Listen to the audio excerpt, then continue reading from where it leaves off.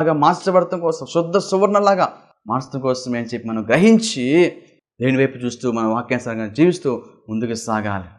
ఎందుకోసమంటే చూడండి, ఆయన చూచేవాడు. ఏమి చూస్తాడు? మన విశ్వాసం చూస్తాడు. ఈ రోజున నీ జీవితంలో ఏదో ఒక అద్భుతమైన కార్యం నీ జీవితంలో జరగాలంటే విశ్వాసం చాలా ప్రాముఖ్యమైనదండి. ఎందుకంటే మార్కు సువార్త 2వ అధ్యాయంలో అక్కడ 1-15 వచనాలు చూసినట్లయితే అక్కడ నలుగురు వ్యక్తులంట యేసు ప్రభు దగ్గరికి ఒక వ్యక్తిని మోసుకొచ్చారు. ఎవరో వ్యక్తి పక్షవాయు రోగంతో నడవలేకున్న ఒక వ్యక్తిని నలుగురు వ్యక్తులు కలిసి యేసు ప్రభు ఉన్న చోటకి ఆ గృహంలోకి మోసుకొచ్చారు పిల్లరా. అయితే మార్కు సువార్త 2వ అధ్యాయం 5వ వచనంలో ఒక మాట ఉంటుంది. యేసు వారి విశ్వాసం చూచి కుమారుడా నీ పాపం క్షమించబడి పక్షవాయు వానితో చెప్పగా, కుమారుడా నీ పాపం క్షమించబడిని అని పక్షవాయు గల రోగితో చెప్పినప్పుడు వెంటనే అతని పాపాలు ఎప్పుడైతే క్షమించబడినాయో అతను లేచి నడవడం ప్రారంభించాడు. నడవలేకున్న వ్యక్తి నడుస్తూ దేవుని స్తుతిస్తూ తన పరిపెత్తుకుని నడుచుకుంటూ